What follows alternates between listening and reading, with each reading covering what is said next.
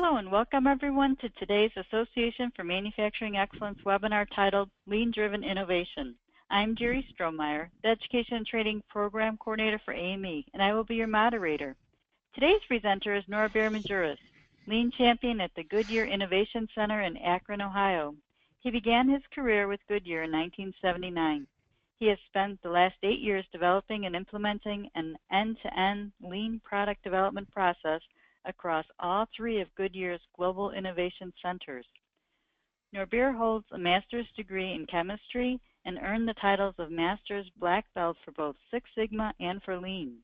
Throughout his career, he has worked in most functions of product development, with time spent in both Akron, Ohio, and Luxembourg, Europe. Norbert is the author of the Shingo Prize-winning book, Lean-Driven Innovation. Before we start, just a couple housekeeping items. You will be in listen-only mode throughout the webinar. You will see that you are muted on your attendee panel on the right side of your screen. We will have pauses or breaks during the presentation today to check in for questions and responses. On the right side of your screen, you may type your question or response in the question area in the attendee panel and click on Submit, and I will read the response. Or you may raise your hand, and I will then unmute your icon so you may ask your question or speak your response. When you log off today, please check your email inbox, and it will be an invitation and link to fill out a short webinar attendee survey. Please take a few minutes to complete the survey today, as your feedback is very important to us to improve future webinars. Norbert has also graciously agreed to provide a PDF of today's presentation. We'll be sending that along with a recorded link for a webinar replay to each of you next week. Now I am pleased to introduce Norbert Majerus, who will present Lean-Driven Innovation. Take it away, Norbert. Hey, thanks, Jerry, and good afternoon, everybody. Today we're going to talk about how to use lean thinking in an innovation creation process, like an R&D process where we develop new products.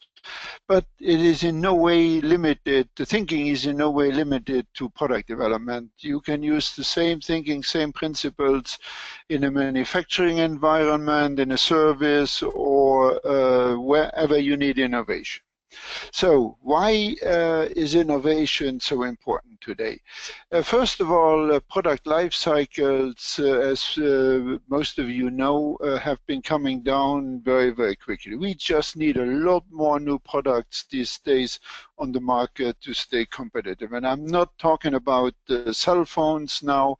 That's even true for what we do here at Goodyear, that's making tires.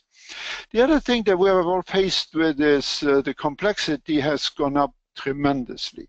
And it's not enough that you have one offering today. You need to have dozens, because the distribution is more sophisticated, and the customers just are used to have customized products. Now, and here's the problem that we all face. We just don't get any money for doing all this. We get money, but nothing additional to face all these challenges. So we really had to learn to do more with less. And that's where lean, as you may know, comes in as a very, very handy tool for us. So if we look at lean and innovation today, most of our companies compete in a global economy.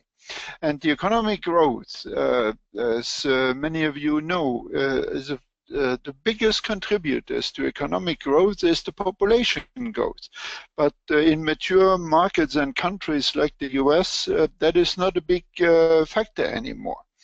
But so we really have to focus on growing our market, and that can be done by productivity and efficiency. That means reducing the cost of our products, and that's where lean manufacturing comes in very, very handy. But we can also grow the market by having products that nobody else has. That means product, services, whatever, that nobody else has. And that is probably still the most popular way of growing your market, banking on innovation. And what this all means is that we have to get better at what we do and how we do it. What we do is the service or the product that we offer. That is a given, but we really have to get better at how we do it to compete in that global economy. And what I always tell people at my workshops is that there's nothing easier to outsource than engineering work, believe it or not. There's plenty of talent out there in many countries, and all they need is a computer these days to do engineering work. So it is not hard to outsource that. So if we want to keep creative jobs and engineering jobs in this country, we really have to be better at doing engineering than anybody else out there. Now, why do we want to innovate? I always show this picture, and this is actually the first digital camera that ever got built. So, and even has a little device to show the pictures on a common TV. Now, this was in 1975. Now, I'll let you guess who made this camera.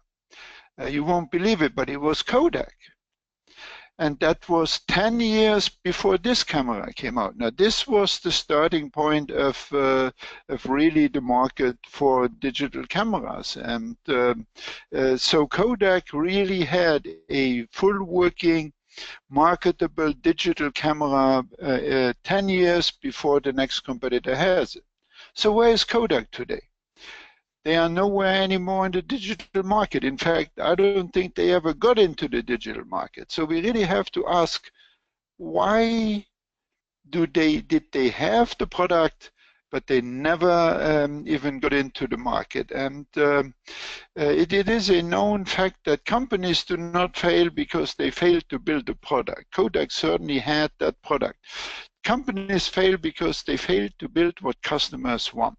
Kodak actually believed that customers would buy film forever, which would have been great for them because they had virtually probably 80–90% of the film market, and they made tremendously good money on that, on film. So they thought that companies would buy their film forever. So they failed to do what customers want. Customers want a camera in their cell phone to carry it with them and just snap a picture and send it to their friends.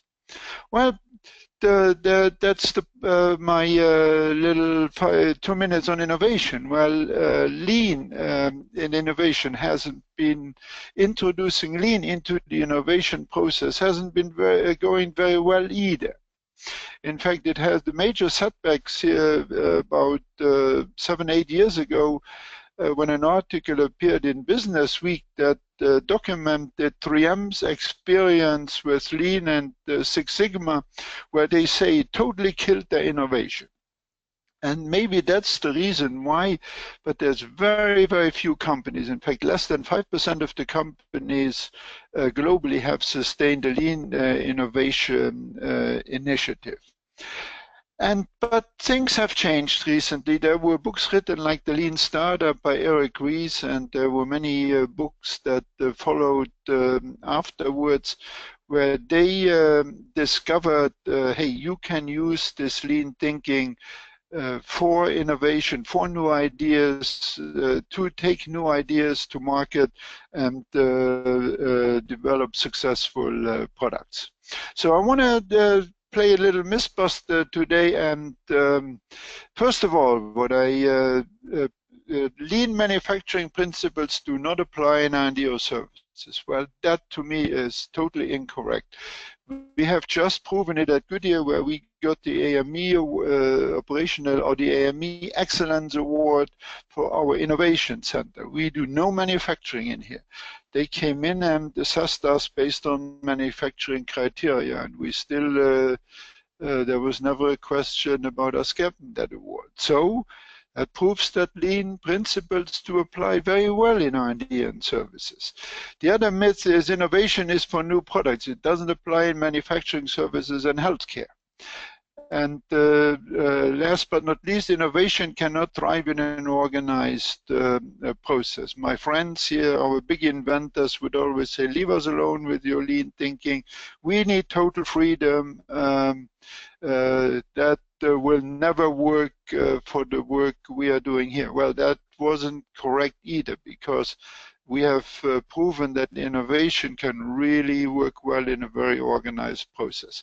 So really, everybody needs innovation, and everybody needs lean. So any questions, any comments on what I covered so far? Okay. Great. And either you can type a response in the question area or on the attending panel, or raise your hand, and then I'll unmute you to ask your question of Norbert. Okay, right now it doesn't look like anything, but I think there was a question, Norbert, that you were going to ask. Yeah, did anybody have experience in applying lean in a process that needs a lot of creativity?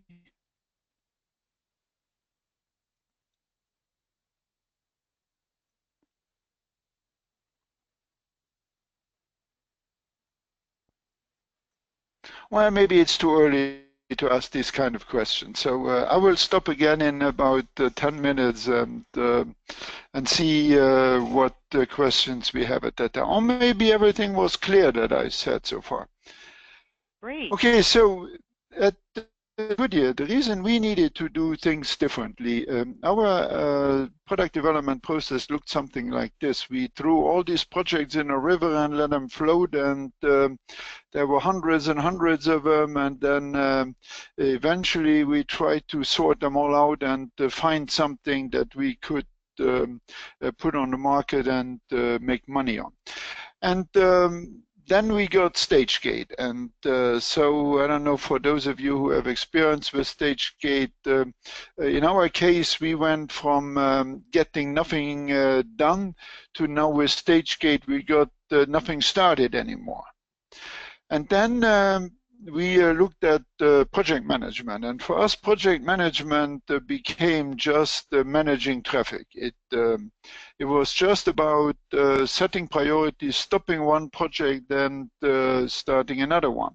And at the end, our engineers got really frustrated. It was so much bureaucracy, so difficult to get anything done in this environment, that they got totally frustrated. So we really had to come up with a better way to do research, to do innovation.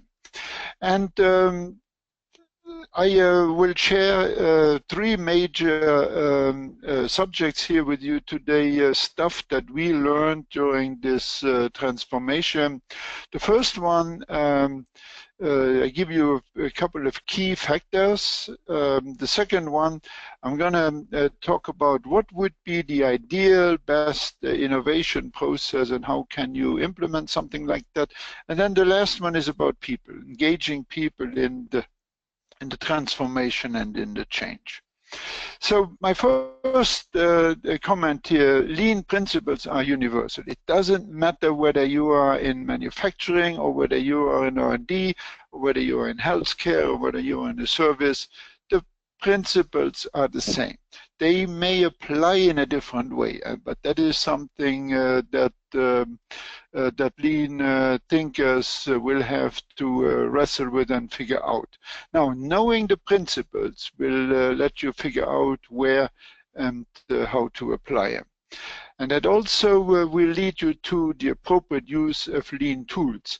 A lot of people are telling me, hey, I tried all this stuff. I tried value stream mapping, I tried A3s and so on. It got me nowhere. Well, they had never learned when to apply these tools and how to apply these tools. And I recently wrote a blog at the AME, in the AME newsletter, and it was called "The One with the Most Tools Does Not Win," because I saw several articles where people say, hey, we have more than 30 lean tools. Man, that's a lot of tools. But give those tools to somebody who doesn't know the principles, that person will have a really hard time to figure out how to get the best use out of those tools. So our lesson learned: learn the principles, teach the principles, and that will tell you what tools to use and how to use them, and you will get some use out of them. Okay, the second one is a little more complicated. Focus on value, not cost. A lot of people who were unsuccessful with lean in processes other than manufacturing tried to use lean to cut costs, and that does not work very well in an environment like R&D. Here is the Goodyear typical the typical Goodyear cost numbers. Materials is our highest, then manufacturing, sales, general expense, transportation, and then R&D.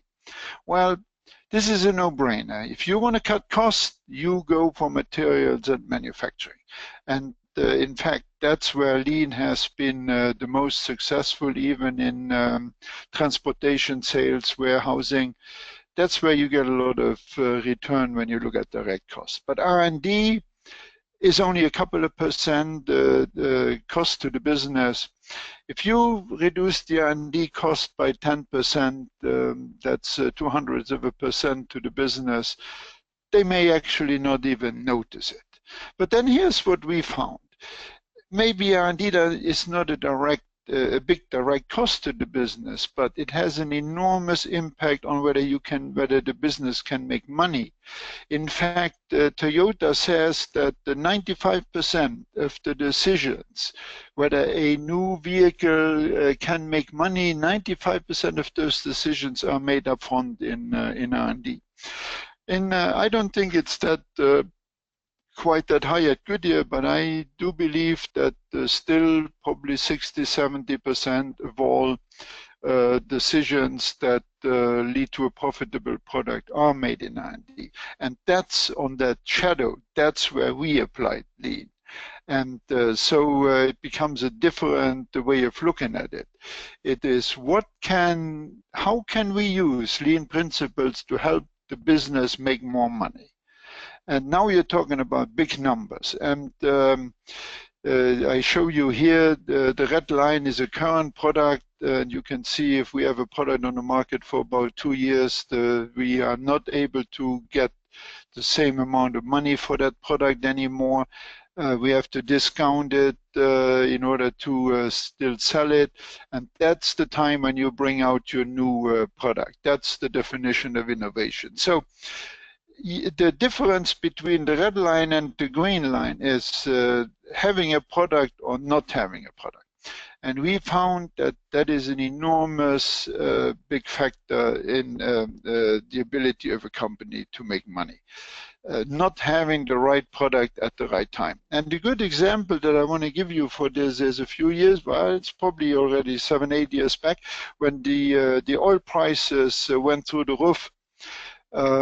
That's the time the car manufacturers are trying to sell fuel economic cars, and we actually figured we have to have a fuel economy tire, and we fortunately it only took us a few months to develop that tire and to have it on the market.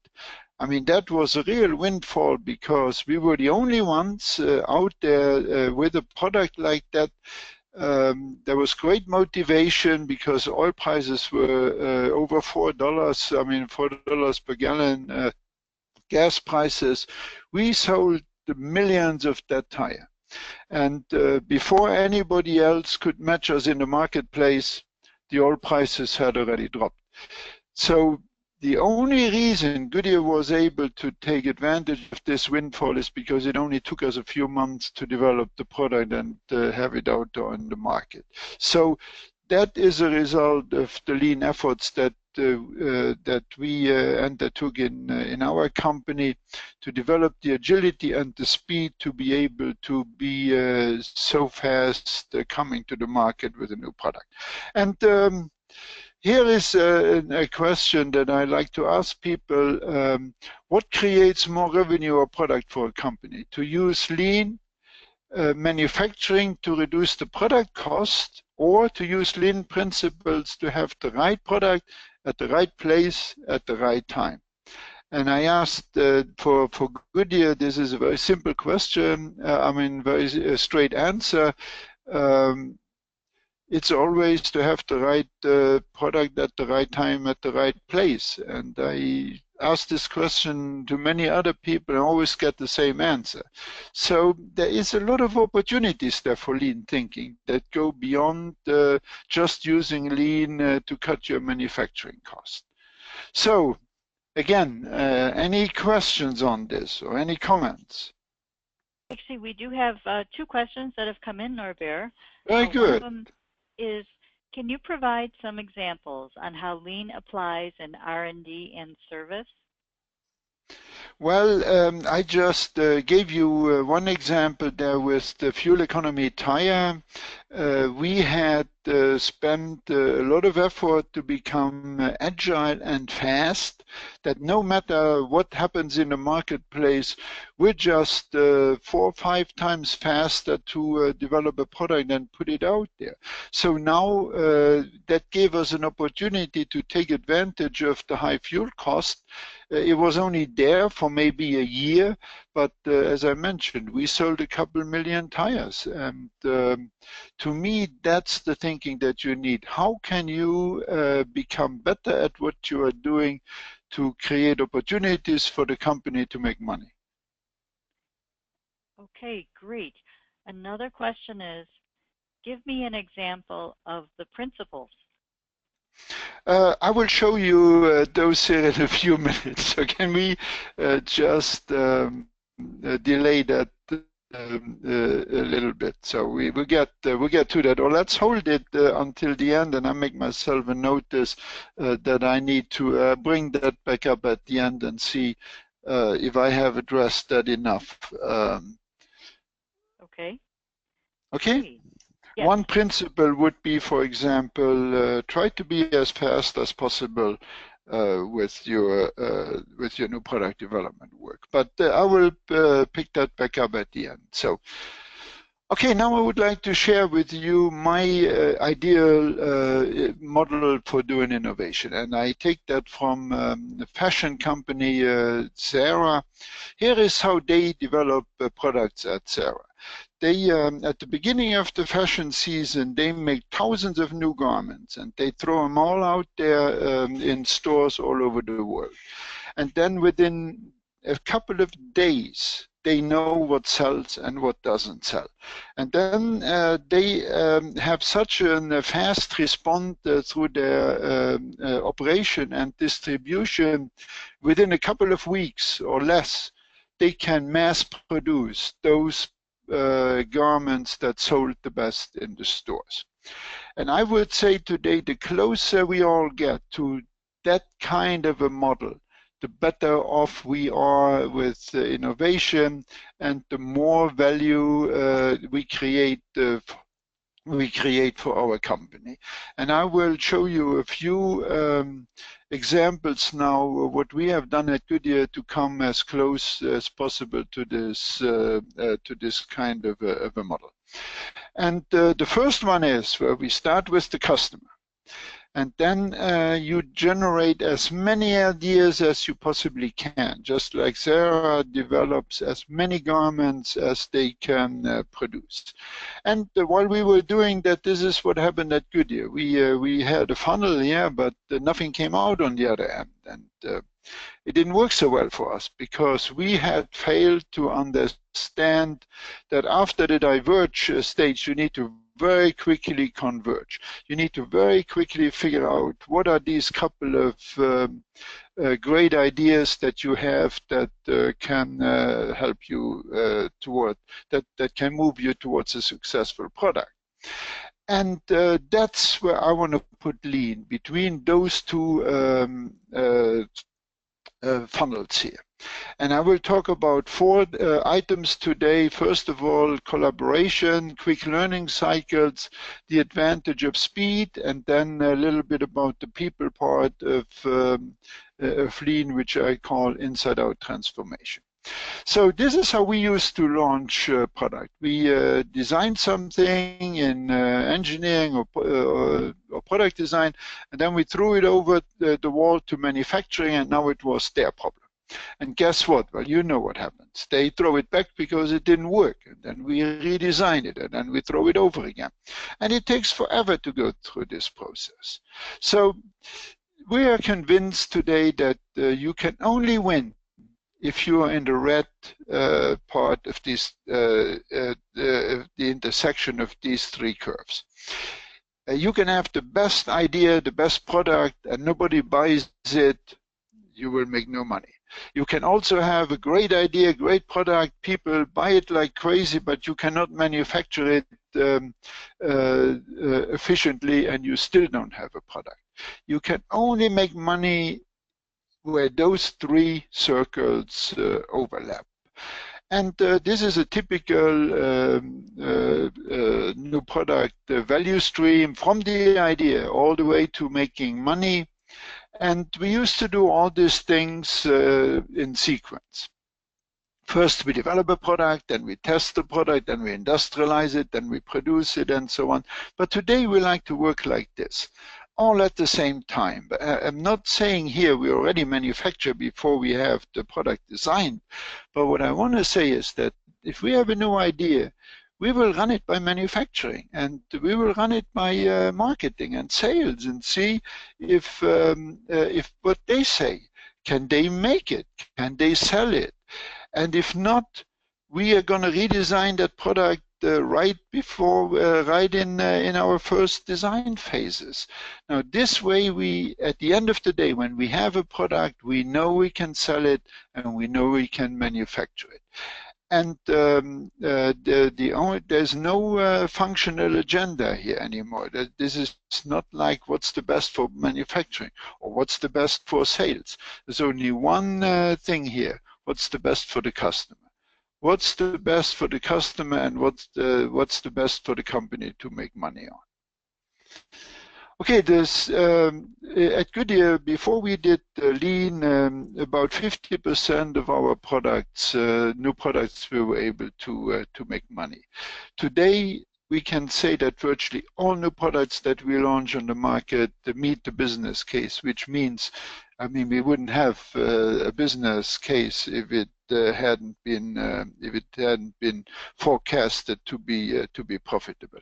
But all the way through this development, this joint development, we maintain the ability to make money, and when we launch it, it's a good product. Okay, the second step I want to talk to you about is this is my agile, quick learning, Scrum, rapid deployment, design thinking, or whatever you name it, cycle. This is out there under many, many different names, but all it does is this.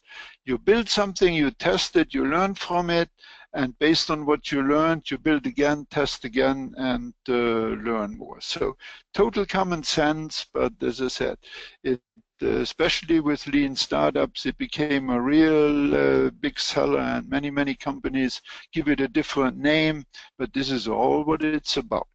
And what I like to do is put this quick learning cycle right between the diverge and the converge. Now I have many, many new ideas, and then I, with the build, test, learn cycle, I test them out as quickly as I can. Some people call it fast fail, and I converge to the successful ones as quickly as I can.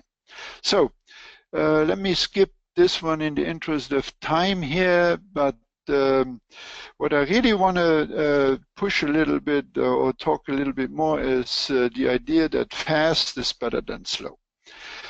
If I only had one thing to focus on, I would spend my effort on speed. That means if I was only given very limited resources to develop a better innovation process, I would spend all those resources on becoming faster. And the reason is it gives you an enormous competitive advantage. And you remember my example of the fuel economy tire real windfall there. The opportunity was only there for a year and a half at best. And being able to get the right product out there at the right time let us take advantage of that full time to have a great product out there and sell it at a premium. The other thing is, the faster you develop, the faster you learn, and it's also much better to manage your risk. And then what a lot of people don't understand, it's also better for cash flow. If I spend 6 years developing a product and pay salaries for 6 years and testing and so on, there's a lot of cash involved in it. If I can do the whole thing in 1 year, man, I can do a lot else with that money. And we all know very well cash flow and investment in manufacturing, but we forget that there's an enormous investment in R&D also. And then what we didn't know when we started, collaterals for efficiency. As we got faster, we got more efficient. And every time we get faster, we get more efficient again. And the reason is that in order to get more efficient, we took a lot of waste out of the process. And there's a lot of stuff that we don't do anymore today. And so it was really something that at the end we always noticed that it was happening, but really we had no idea about that when we started. So at Goodyear, the focus for lean product development was on speed. How can we reduce the cycle time of our product development? And now I give you a lot of principles here. And as Jerry said, I will mail these to you, so don't bother writing them down. We will mail you a copy of this slide. These are probably a dozen lean principles that all deal with how to get faster. But I do want to spend a little more time on 2 of these, rapid learning cycles and minimum viable products, and visual management. This would be a typical Goodyear new product. We have 5 learning cycles. We call them iterations. And every time we do an iteration, we build tires and test them and learn from it. And then the blue on the right side here, that's when we industrialize. We would, for example, develop 1 tire size, and then we would industrialize and release another 4 or 5 different sizes that are closed of that 1 size that we develop. So if I break down one of these iterations, you can see the work we do. We have design work, we have modeling work, we design a mold, we make a mold, we produce prototypes, and then we test them. And then we do the same thing for the next iteration. So we decided to only schedule 1 point of this iteration, and that's the prototype. We chose that pretty much arbitrarily. And upstream, we have a pull process, just like everybody uses in manufacturing, in lean manufacturing. And downstreams, we work first in, first out. So this is how we schedule these iterations. This is our schedule point. In this room, you can see lots of sticky notes, and every sticky note represents 1 iteration. And then you see Gadsden, Lawton, Napanee. Those would be our plans. And 1 vertical line is 1 calendar week. And what you can see, for example, in Lawton, we schedule 5 events, 5 iterations a week, and that's it. So if there are engineers who want to schedule more than 5, that's not possible. There's just no room. That's all the capacity we have. And for example, you can see these X's. That means the plant needs, there may be a holiday, or the plant needs that capacity. It's not available to us. Then we don't schedule it. And with this visual planning board, this is what we use at Goodyear to schedule about 1,500 new products every year. We have the same board in our European center, and we have the same board for our Latin American market, the same board for our Asian market. This is all that we need for scheduling all the new products that we launch every year. And we make Kanban cards just like they do in manufacturing. And then we have Kanban racks that you may have seen in the plants. In fact, these are racks as they are used in the plants. And that's what we use to plan our resources using these same Kanban cards. But it's all done visually. And we use what we call the 10-second rule. If you walk up to that board within 10 seconds, you must be able to say where the problems are. And very simple stuff, for example, here at on the right side at the bottom, you see these tags turned sideways. That means we have no capacity. It's very easy to see. The cross-functional team who manages the operation can see this within 10 seconds. There's a problem, and they will fix it in their weekly huddle right in the operations room. So visual management show the deviation from the standard very quickly, then quickly activate the standard problem-solving process, verify the solution, and make it the new standard. Same thinking then you have everywhere else where you talk about lean. Now, when we implemented this, our leaders were telling me, hey, this is monkey work. This is easy. This is so easy, anybody can do it. They said, hey, I've been trained to be a firefighter. I've been trained to fix real big problems. And now you're making it so easy for me. What am I going to do with my time? And then I remind them, well, Shingo said the primary role of managers must shift from firefighting to designing, aligning, and improving systems. And I also tell them, maybe you spend more time with your people or spend more time developing people. So my last comment here is on lean experimentation. And I tell you very quickly the Zappos story. Zappos sells shoes online, and when the owner of Zappos went to the bank to get money for his company, the bank said, this is never going to work because people like to try on shoes. You can't sell them on the internet. Well, the gentleman went to a shoe store, took some pictures with his cell phone, put the pictures on the internet, and started to take orders. And when he got an order, he went to the store, bought the shoes, and sent them. And when the shoes didn't fit, people sent them back. He went to the store, exchanged them, and sent them the new piece. Well, you know the rest of the story. 2 months later, the gentleman didn't need the bank anymore. He had been able to, with an absolute bare minimum effort, figure out how to make this business work or this service work. So it's maximum learning with minimum effort. This is a hospital. It's built in an empty warehouse, and it's built with cardboard walls. They set this hospital up like this and went through all kinds of cycles, emergency cycles, standard procedures and everything, and changed those cardboard walls many times until the hospital looked like what they needed, and they went on building the hospital and saved about 40% of the money over the first drawing from the architect.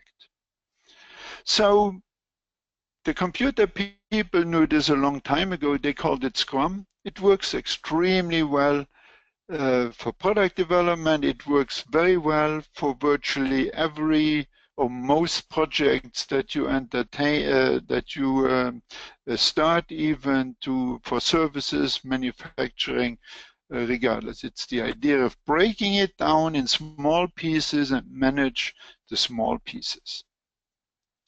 So you have to do it in the right order, and that's where most people go wrong on this.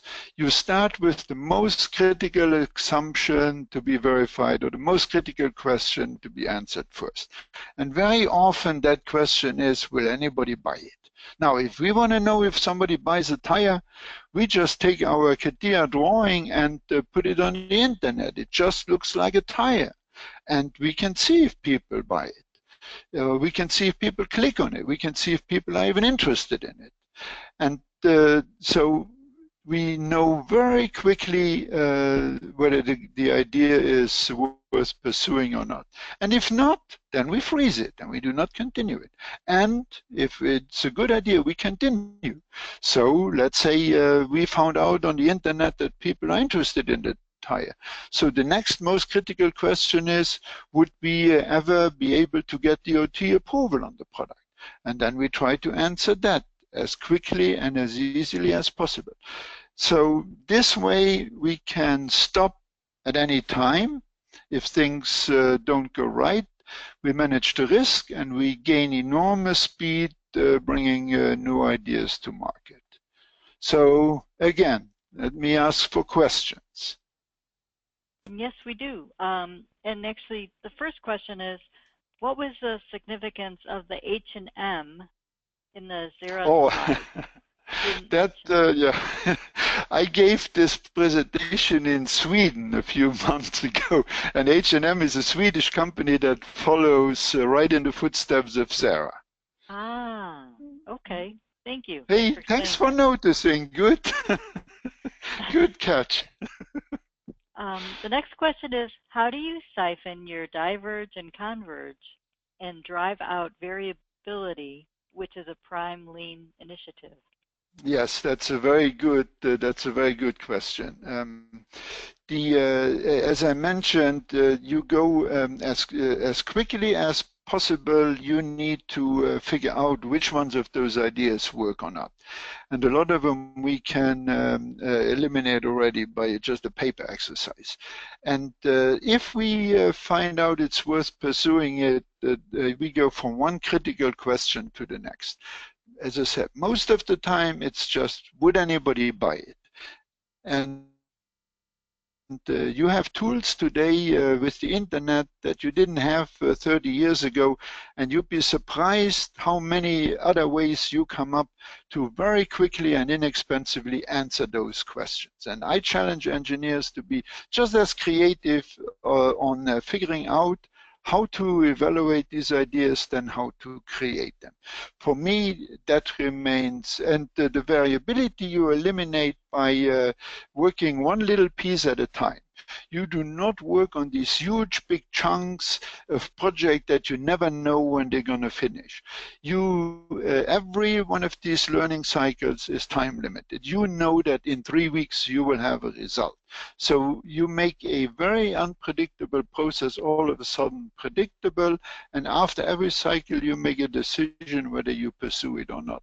So for me, that is the most important one. And then you have a lot of other tools like putting a cadence in your process and scheduling to capacity and all kind of other things, lean tools that help you even more with the variability. Okay, great.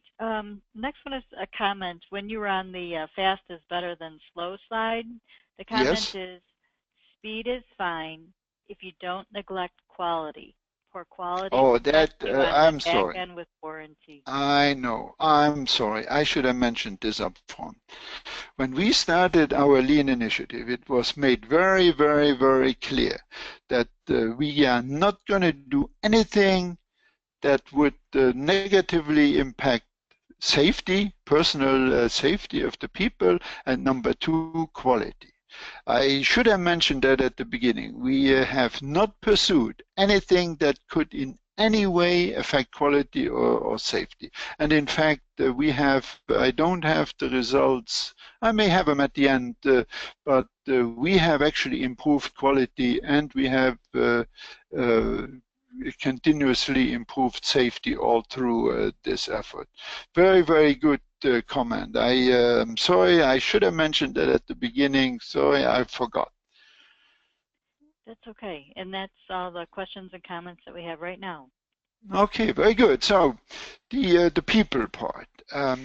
again, something, most books you read about lean, they tell you what tools to use. If it's a good book, they tell you what principles to use, but very few people talk about the people part. And I think that's the most important one. That's what I know now. I didn't when we started. And I call it transforming from the inside out. And here is my desired state. Some of you may know Shingo always tried to make a temple and say, hey, there's a foundation you build on and there's a destination and you have pillars. And for me, the two pillars are continuous improvement and respect for people. Unfortunately, this is how the house looks in most cases. And I have to admit, it looked like this when we started. People focus on the continuous improvement, but they neglect the respect for people. And about 70% of the people are not engaged. That comes from the Gallup polls and from all these engagement surveys. And that is a huge, big opportunity for companies. So, here's what I call the inside-out transformation. You learn the principles, then you teach the principles to the people who do the work. You do not bring in a consultant who says, do this and do that. I'm okay with consultants if you bring the consultant in to teach the people to the people who do the work, to teach the principles to the people who do the work. Then you align the enterprise and you engage the people and coach them through the transformation. You actually go out and ask the people who do the work, how can we do the work better? And then it was their idea. They came up with the ideas how to improve the work, and that they will always like to sustain what they created. So why do you want to engage the people? They know the process. Engineering processes are very complicated. You really have to work with those people that you trained for 10 years to learn these processes, because you cannot just replace them. They are able to improve the work. Believe it or not, if you motivate them correctly, they are very well capable of doing it. They can also sustain the change, and in fact, it motivates them if you engage them. So how do you do it? The motivation for them to work with you on that is you simplify the work and you reduce their stress. You have to communicate. It's very important, and especially you have to communicate why are you doing it. We're very good in telling people what to do and how to do it, but we rarely explain them why we do it like that. You listen to their concerns, give everybody a chance to speak up.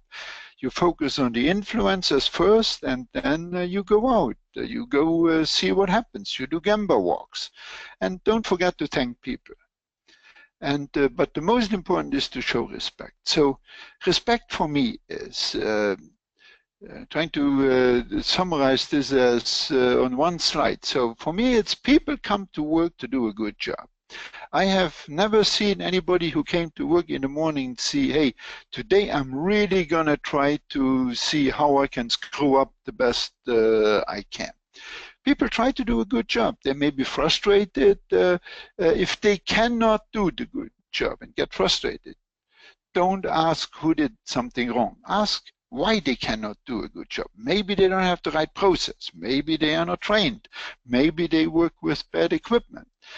I think leadership, it's the job of the leaders to help the people be successful. And people deserve a safe work environment, and don't ask people to do work that is a waste of their time. And ask questions, don't give answers.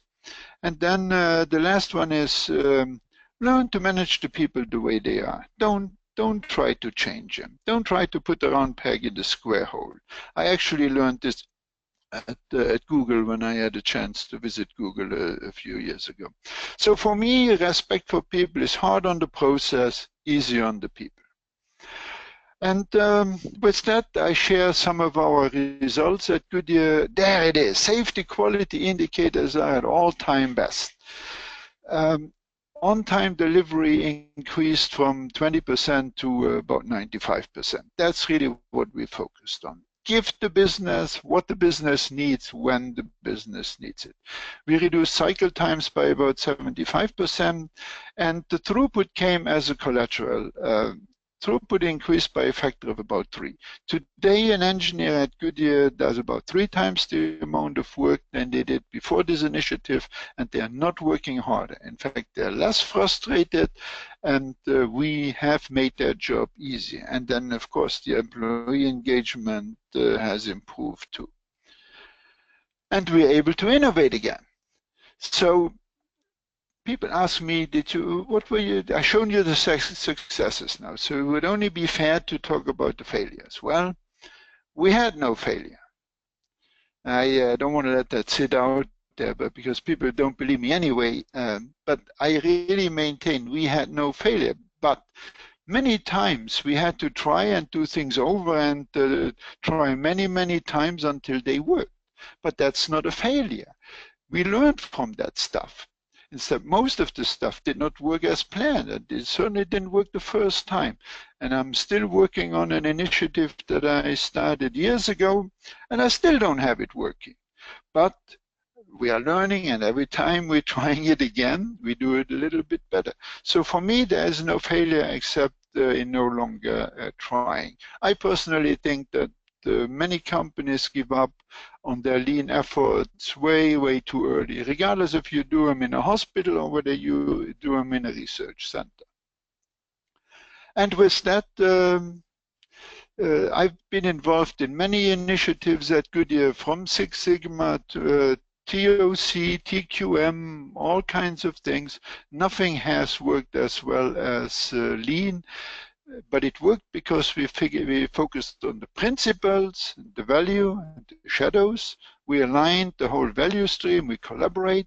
We innovate in short cycles, and we teach people who work in the process, and we engage them in the change. So now, I hope we get all the questions now. First of all, getting back to the principles.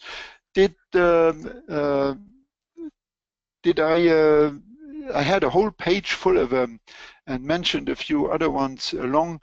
I certainly did not talk about every principle, but I hope I gave enough examples. If not, ask me a more detailed question, please. Okay. So what are the questions? Right now I don't see any, but I think we wanted to ask our audience what experience they have when engaging people in the transformation. Yeah, did anybody have an experience with that you'd like to share? Engaging people in the transformation rather than telling them how we're going to do this.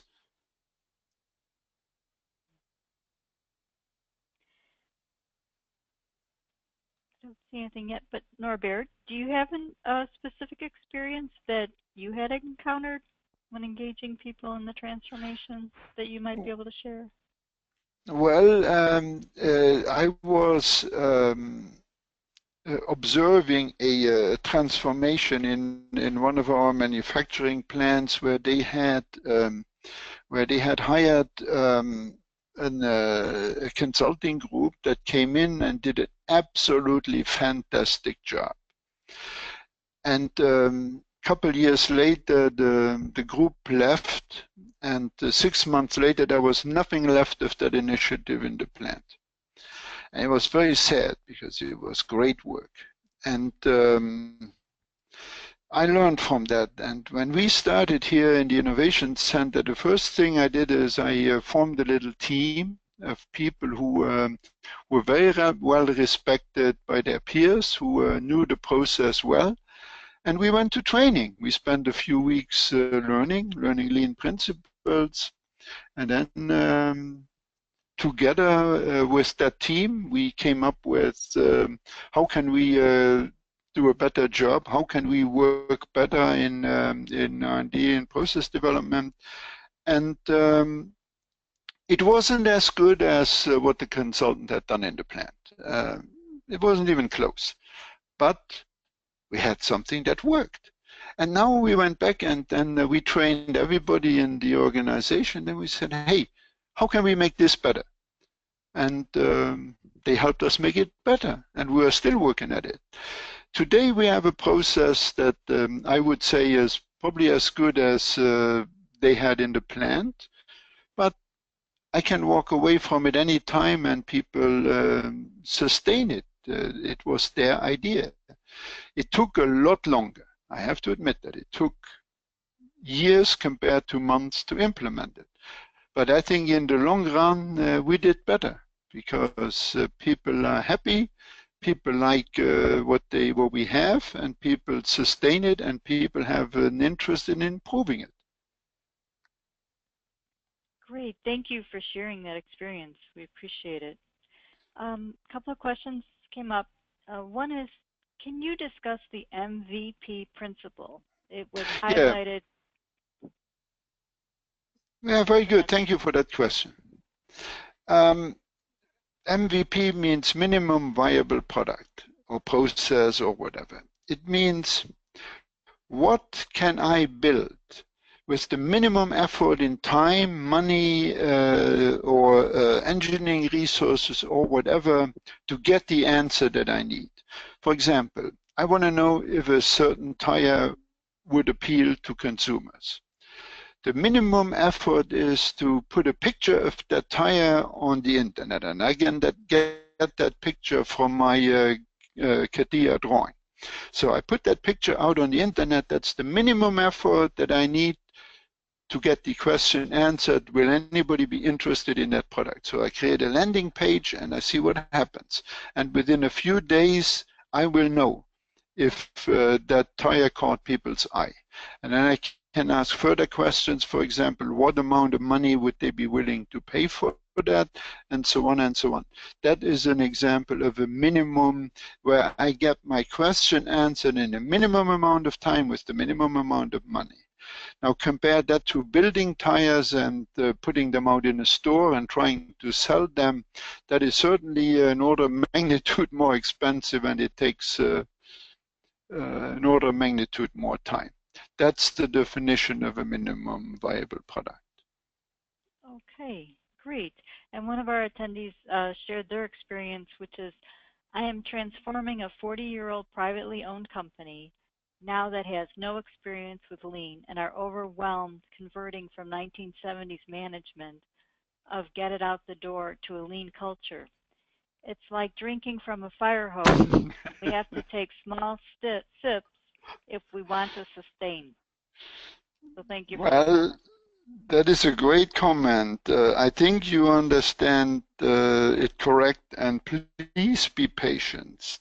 This will take a long time, but don't give up. It will work. That's my message I mean, we all felt, and I'm sure that other people online right now who felt the same way than you do right now. Thanks for that comment.